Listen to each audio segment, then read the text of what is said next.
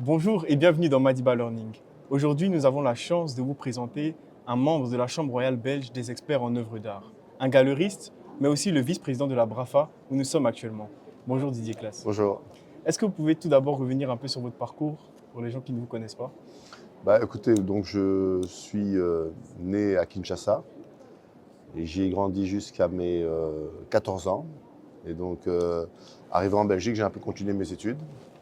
Et après cela, je me suis assez rapidement lancé dans ce qui était au fait au départ une passion. Il faut savoir que j'avais évolué dans un domaine familial où la passion était déjà autour de l'art africain, puisque de maman congolaise et de mon père belge travaillaient pour les musées à Kinshasa, qui était l'ancien IMNZ, l'Institut des musées nationaux du Zaïre, qui est devenu aujourd'hui l'IMNC au fait.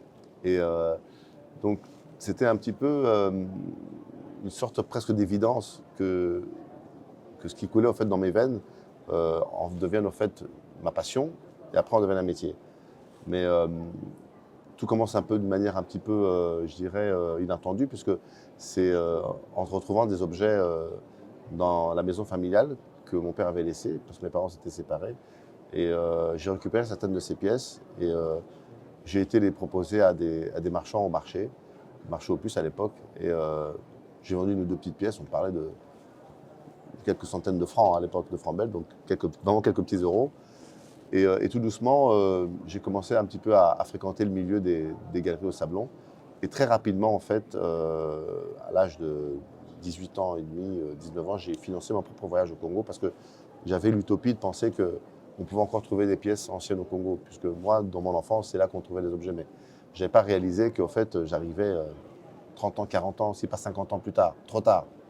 Et donc, le rêve s'est vite effondré, puisque quand j'ai commencé à acheter les pièces en Afrique et que je les ai ramenées, je me suis tout de suite rendu compte, et surtout on m'a fait rendre compte que les objets que j'apportais, que je montrais, en fait, ne valaient absolument rien, et que c'était des vulgaires copies ou des objets qui n'étaient pas de qualité quand c'était authentique. Et donc je me suis replié alors tout doucement sur le marché en trouvant des objets en Europe. Bon, Voilà. vous dites que donc c'était des vulgaires copies. Comment est-ce qu'on reconnaît une œuvre authentique dans l'art africain? Qu'est-ce qui sépare le vrai du faux? Bon, il faut déjà voir quels sont les critères d'authenticité, parce que c'est très compliqué. C'est-à-dire qu'il faut comprendre que en Afrique, il y a des faux, par exemple, qui datent depuis le début du siècle passé. On faisait déjà des faux à partir de 1900. Enfin, c'était des faux pas tels qu'on le conçoit. Mais en fait, pour qu'un objet soit authentique, il faut qu'il ait été sculpté traditionnellement par des artistes traditionnels, mais pour l'usage de ceux-ci et qui n'est pas un but commercial. Et au début du siècle, il y avait déjà des échanges très tôt, hein, depuis même depuis le 16e. Mais ça s'est vraiment accentué vers la fin du 19e, où il y a déjà eu du commerce avec les autochtones sur place. Et donc, ils créaient déjà des objets pour les vendre aux Européens. Donc, c'est déjà une sorte d'objet faux. Et puis, le marché s'est accentué de faux vraiment dans les années, quand il y a eu vraiment une demande du marché dans les années 60. Il a commencé vraiment déjà à avoir des faux. Et alors, si vous me posez la question comment reconnaître un faux, c'est vraiment le travail. C'est-à-dire il faut énormément s'intéresser, il faut énormément regarder, c'est-à-dire visiter les musées pour voir quels sont les vrais. Donc, il faut d'abord comprendre comment on reconnaît un vrai. Et puis dès qu'on commence à comprendre qu'est-ce qu'est un vrai, on arrive évidemment à pouvoir détecter qu'est-ce qu'est un objet qui peut être un objet faux. Mais ça demande vraiment, enfin moi il m'a fallu des dizaines et des dizaines d'années d'expérience et vraiment je dirais de connaissances. En tant que galeriste, quels critères est-ce que vous utilisez pour sélectionner vos œuvres et où est-ce que vous les trouvez alors au jour d'aujourd'hui? Alors aujourd'hui, je sillonne le monde entier. Bon, c'est plus facile un peu ces dernières années, puisqu'aujourd'hui, on a des outils qui nous permettent de parfois déjà avoir une idée de ce qu'on va voir. Mais je sillonne vraiment le monde entier. Ça peut des États-Unis à la Belgique ou à toute l'Europe. Mais je vais vraiment donc, vers les collectionneurs. Donc, mes premières sources, ce sont les gens qui ont acheté des objets en tant que collectionneurs dans les années 50, 60 jusqu'à encore il n'y a pas longtemps. Hein. Donc tous les collectionneurs qui finalement, sont vraiment je les appelle un peu les banquiers au fait de mon stock. En fait. Ce sont eux qui possèdent ces objets et qui, pour différentes raisons, peuvent être amenés à les vendre. Ça peut être voilà, un changement d'envie de collectionner ou les personnes qui passent ces objets à une autre génération et qui, parfois, ne veulent pas nécessairement garder ces pièces. Et puis, il y a aussi l'évolution des prix. Le fait que les prix ont évolué, les gens qui ont acheté des objets il y a 30 ans, 40 ans, parfois même 10 ans, les prix évoluent tellement vite que parfois ça peut les pousser à se séparer. Et donc ça, c'est vraiment une de mes premières sources je dirais de fournisseurs. Après, il y a les ventes publiques, les maisons de vente, vraiment.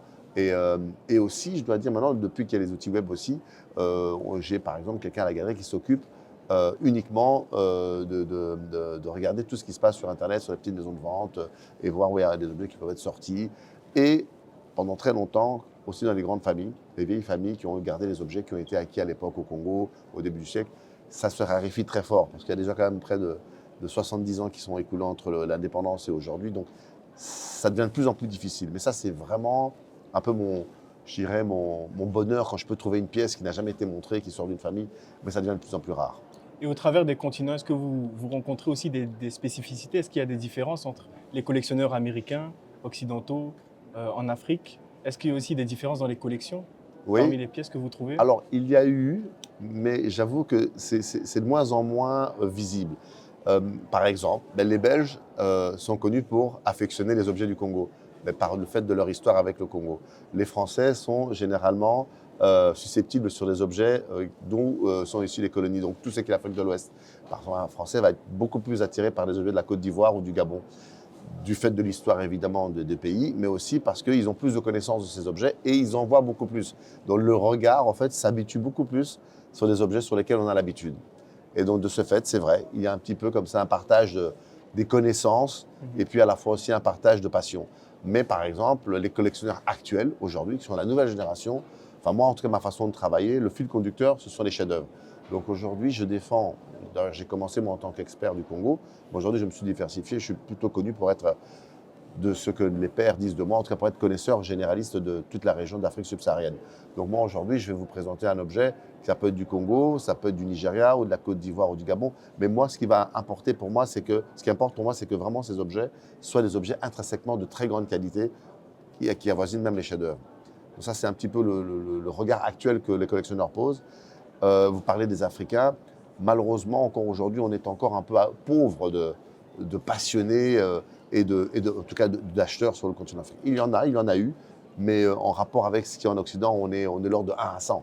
Donc c'est vraiment encore un continent sur lequel il y a encore très très très peu d'engouement, en tout cas pour pouvoir avoir des collections qui seront dignes de ce nom. Hein, je parle de collections vraiment dans lesquelles, de type d'objets à laquelle je propose sont en tout cas il y a peu d'intérêt en tout cas. Est-ce qu'aujourd'hui, il y a une œuvre qui a une anecdote folle? Oui, alors évidemment, ça fait 27 ans que je fais ce métier, donc les anecdotes, et j'en ai plusieurs, c'est vrai, mais il y a évidemment ou des œuvres ou des histoires qui vous marquent plus que d'autres. Ou en tout cas, peut-être aussi des œuvres qui marquent votre carrière aussi.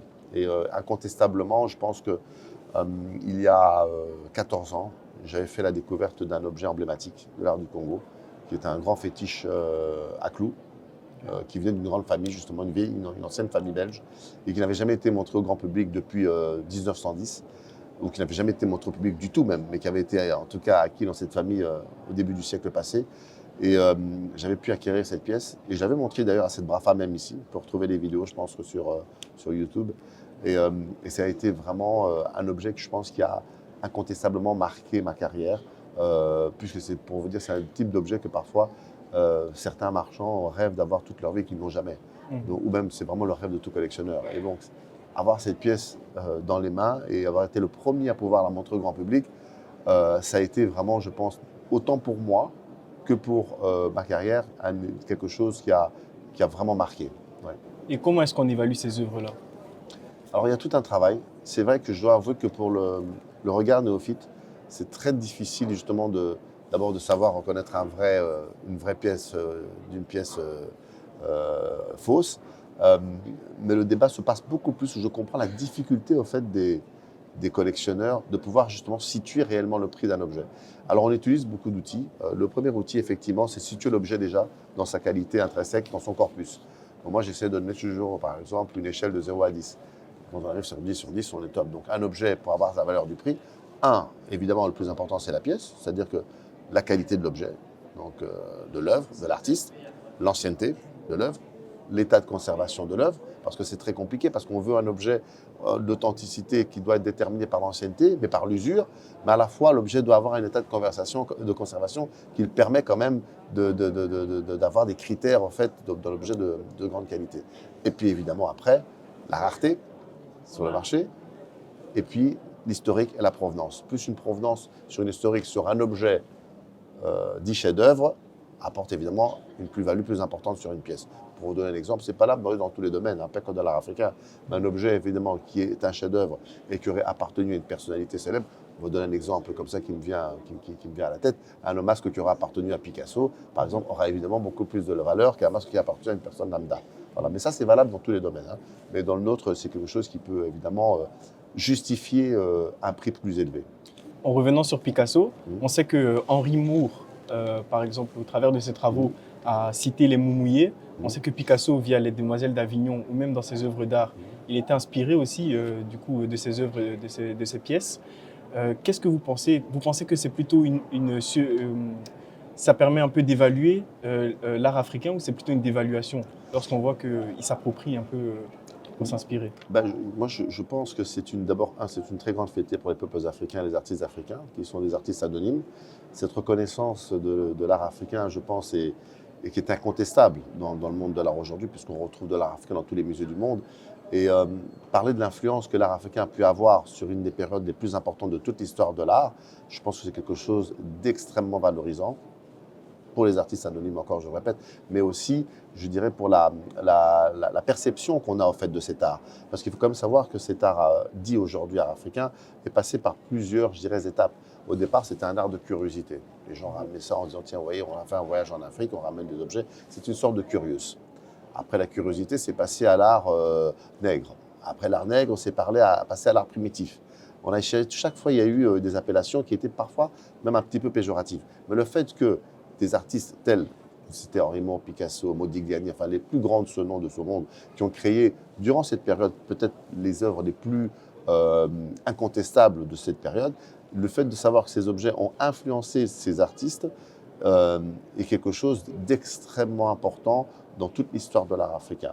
Et je pense que d'ailleurs, c'est un regard qu'il faut porter là-dessus, parce qu'au-delà même des polémiques qu'il peut y avoir sur souvent l'historique de certains objets ou provenance, c'est un regard que moi je pousse et que je demande à ne pas être oublié, que ça soit chaque fois mis en réflexion, de savoir et de regarder ces objets comme étant quelque chose qui a influencé, enfin c'est quand même énorme, ça a influencé la plus belle et la plus grande période de toute l'histoire d'art moderne et les plus grands noms de l'histoire. C'est incontestablement quelque chose d'extraordinaire. Surtout que, petite parenthèse, ces artistes-là eux-mêmes ont eu difficile au départ de reconnaître Picasso en premier, ils ne reconnaissaient pas vraiment que ses œuvres avaient été inspirées de l'art africain.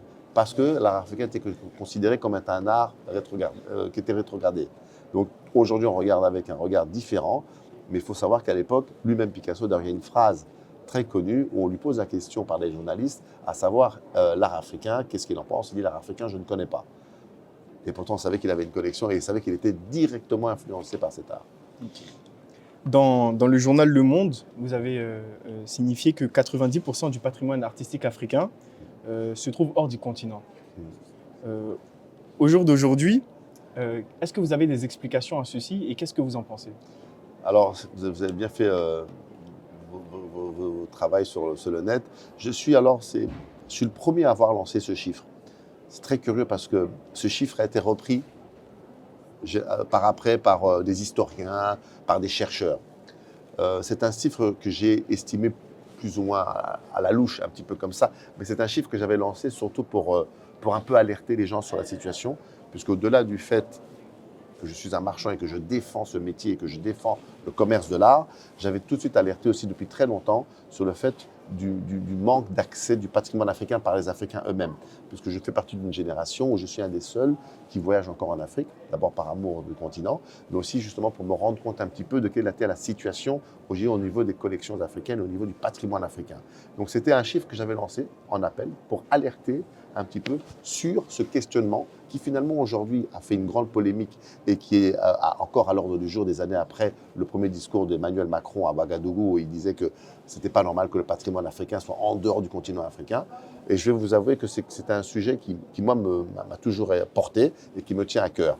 Et ce chiffre lancé, qui a été repris, je pense qu'il est bien loin d'être exact. Je pense vraiment qu'il est encore plus fort que celui-là. Je pense qu'on est quasi une totalité du patrimoine africain qui est en dehors du continent.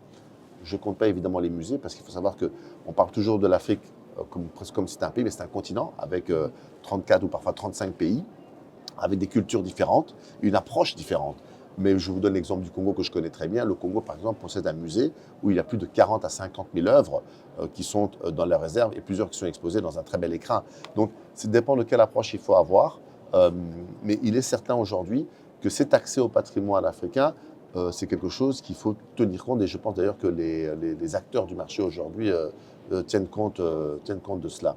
Et maintenant, il faut voir le paradoxe aussi.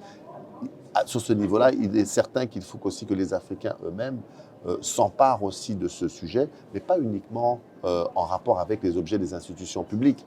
Et ça doit être pris en rapport aussi avec des acteurs du marché, parce que l'Occident, il y a eu effectivement des objets qui sont dans les musées des institutions publiques, mais il y a aussi des acteurs, c'est-à-dire collectionneurs, chercheurs, qui s'activent là-dessus aussi. Et donc je pense que ça, c'est une réflexion qu'on doit avoir en Afrique, à savoir quels sont les acteurs qui peuvent aujourd'hui être acteurs du marché de l'art, afin de pouvoir acheter des pièces, en faire des collections privées, ou même pouvoir, pourquoi pas, en arriver à des collections publiques. Et que dire aujourd'hui alors à un Africain qui ne perçoit pas l'importance de l'art africain, culturellement? Je pense qu'on ne peut pas en vouloir. C'est un domaine qui est un domaine très fermé. Un domaine de l'art en général est quelque chose qui intéresse finalement un petit pourcentage du grand public. En tant qu'Africain, on peut se sentir un peu plus concerné parce que c'est un art qui vient de chez nous. Ça, c'est une première chose. Mais moi, je refuse à dire que les Africains ne s'intéressent pas. Les Africains, effectivement, sont conscients de leur culture et de leur tradition. Mais moi, ce que je pousse, au fait, c'est que l'Africain puisse poser un regard différent que celui qu'il pose par rapport à son histoire traditionnelle. C'est un regard plus contemporain, un regard moderne, où on regarde les objets. Vous avez parlé tout à l'heure de Picasso. Moi, ce que je défends, de toute façon, moi j'ai grandi au Congo, donc dans un univers, et je pense qu'il y a des gens qui regardent les objets africains, d'autres comme étant des objets, je dirais, traditionnels, des objets usuels, des objets qui ont rapport avec la vie quotidienne, ou des objets qui ont rapport avec des esprits parfois. D'autres les regardent maintenant ici en Europe comme étant des objets qui sont le témoignage d'une colonisation. Et moi, ce que je pousse aux Africains, c'est de regarder plutôt ces objets avec un regard comme étant ces objets qui ont influencé les artistes les plus importants de l'art moderne, qui sont effectivement des objets issus d'artistes, qui ont créé des choses extraordinaires, qui ont créé des chefs-d'œuvre qui pourraient être exposés dans n'importe quel grand musée du monde, qui concurrencent les grands artistes de toutes les époques. Vous voyez, c'est un regard contemporain que je pousse à regarder. Quel est le possible impact sur notre continent? Il faut qu'on fasse attention que ce débat ne soit pas, que ce soit pas uniquement, je dirais, quelque chose qui est dans une sorte de confiscation du débat.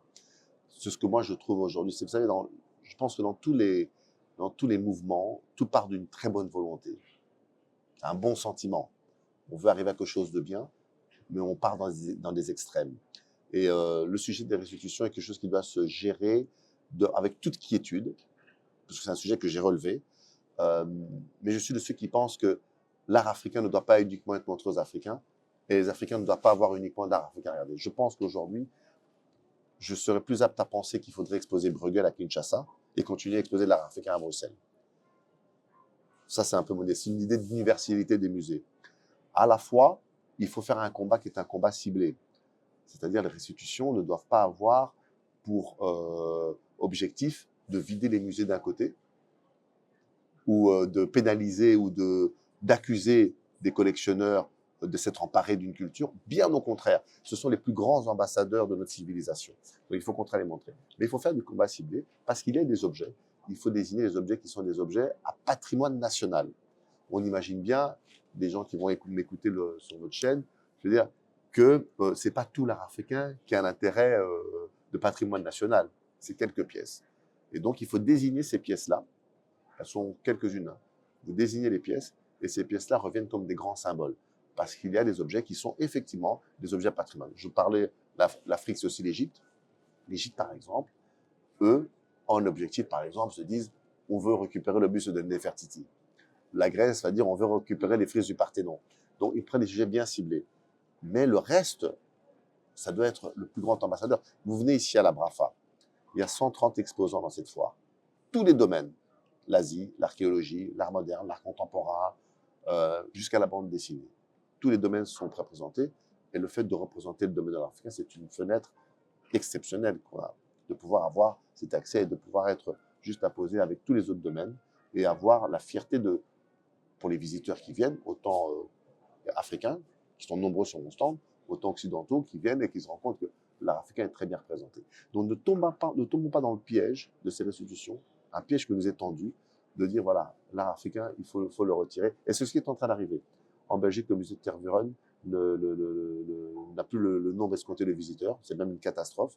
Les objets, les expositions ne se font plus, les gens ne veulent plus montrer les objets, par peur de mauvaises critiques, qui sont justement, très souvent d'ailleurs, issus d'une toute petite minorité qui ne comprend pas le sujet et qui confisque ce sujet. Et est-ce que vous avez des livres à conseiller pour toute personne qui veut s'instruire sur le sujet?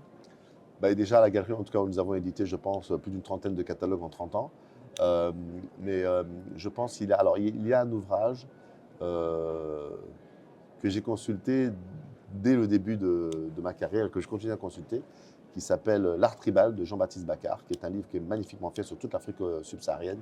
Et vous avez des images de photos d'objets magnifiques et des explications qui sont simples et complètes. Merci, Monsieur Claes. Merci.